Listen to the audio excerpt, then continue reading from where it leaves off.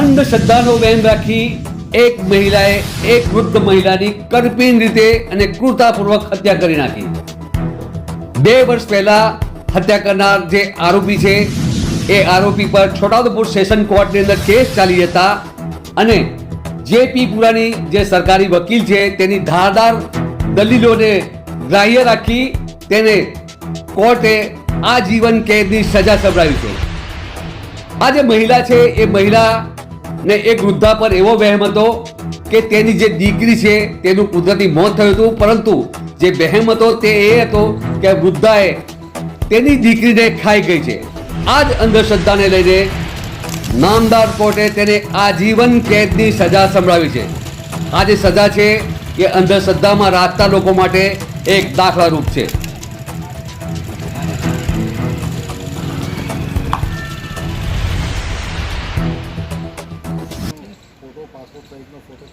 બનાવની હકીકત એવી છે, 2022નો બનાવ છે.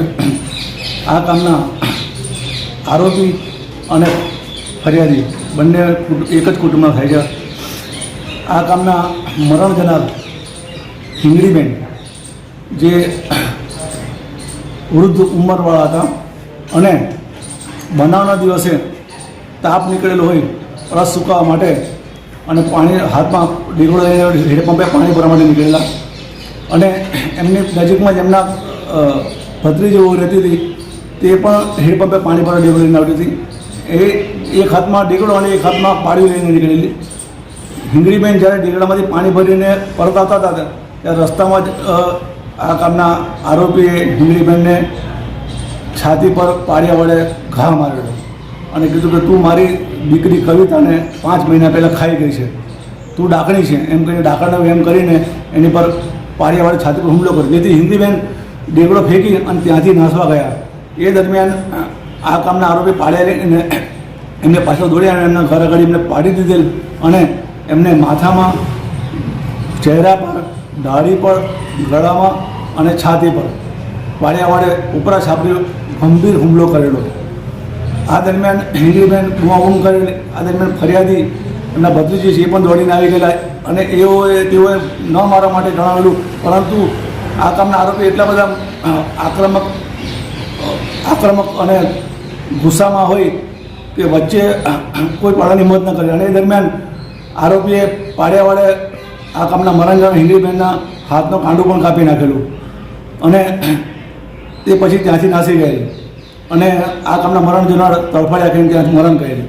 આ બાબતની ફરિયાદ તેઓના ભત્રીજી કંકુબેને પોલીસ સ્ટેશનમાં આપેલી અને જે કેસ છોટાઉદેપુર કોર્ટમાં કમિટ થઈ માનનીય ડિસ્ટ્રિક્ટ જજ સાહેબની કોર્ટમાં ચાલી હતા. માનનીય ડિસ્ટ્રિક્ટ જજ સાહેબે આમાં સરકારી વકીલ જેપી પુરાણીની દલીલો ગ્રાહ્ય રાખી આ કામના આરોપી રંગલીબેનને આજીવન કેદની સજા અને ₹10,000નો દંડ કરેલો છે. અને આ જે મરણ જનાર છે તેમના એક દીકરી હતા જે બહેરા મૂંગા છે, તે એમના આશ્રિતને victim compensation Gujarat victim compensation scheme હેઠળ એમને યોગ્ય વળતર ચૂકવવાનો પણ આદેશ કરેલો છે. ઉલ્લેખનીય છે કે છોટાઉદેપુર જિલ્લામાં આદિવાસી વિસ્તારમાં ડાકણના વહેમ રાખીને આવા પ્રકારના બનાવો અવારનવાર બનતા હોય છે અને હાલના તબક્કે નામદાર ડિસ્ટ્રિક્ટ જજ સાહેબે જે ચુકાદો આપેલો છે જે સમાજમાં દાખલે બેસાડવાનો હેતુથી ખૂબ સરાહનીય છે.